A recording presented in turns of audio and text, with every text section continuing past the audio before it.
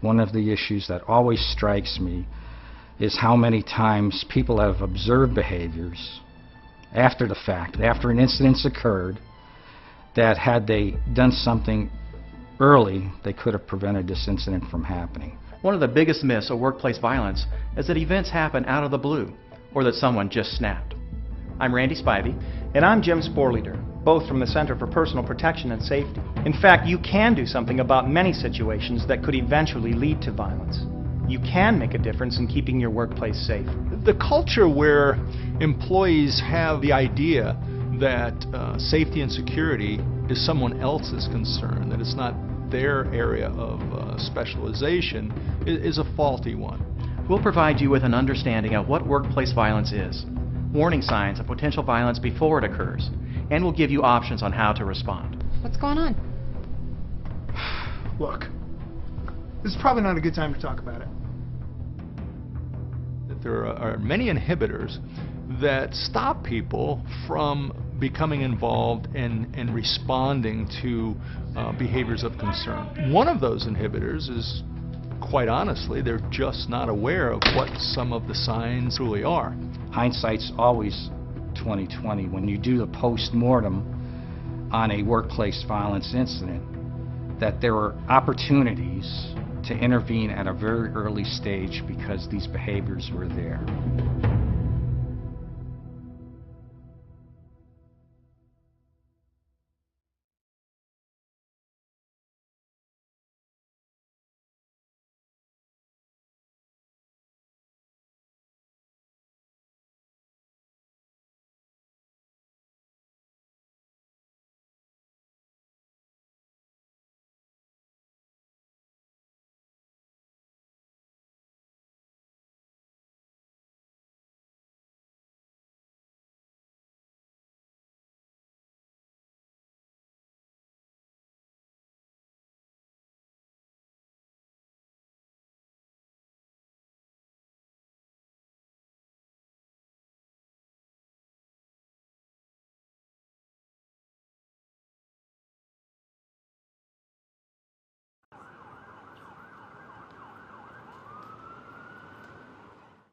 I'm Debbie Pavlicek with the Ontario Ministry of Labour. I'm an industrial inspector and healthcare lead. And I'm Kevin Brown. I'm an occupational health and safety inspector with the Ministry of Labour, and I'm with the construction program.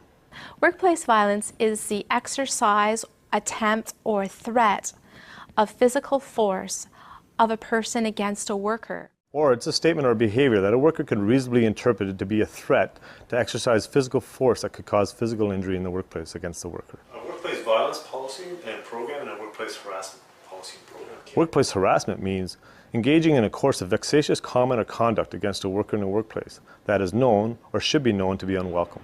So there are workplaces that have a greater risk for workplace violence. Some of the conditions that can put a worker at a higher risk would be such things as handling cash, working alone. Hello, Northeast Nursing Station. Working with the public, could be working with unstable clients. Are they on night shift hours? And it also looks like you've identified a lot of your associated risks. Each workplace has specific risks, and that is what is required as well for the workplace violence legislation, is to conduct a risk assessment. It's important for the employer to do a risk assessment because they'll be able to identify the type of work, the conditions of work, and the nature of work that they do, and the risks that would be associated with their workplace. Another requirement would be to ensure workers are reporting incidents of workplace violence and harassment. Also, it requires the employer to investigate these incidents and to deal with them. And also to have a mechanism in place that would summon immediate assistance in case of a workplace violence act or a potential for one. It's important for the employer to have a policy, a program for both workplace violence and workplace harassment, and also develop training and deliver that training to their workers on their own procedures and their own policies. When it comes to a workplace, I generally am speaking to the workplace parties about policies that they have in place. They may have a manual on many of the measures and procedures that are part of their program.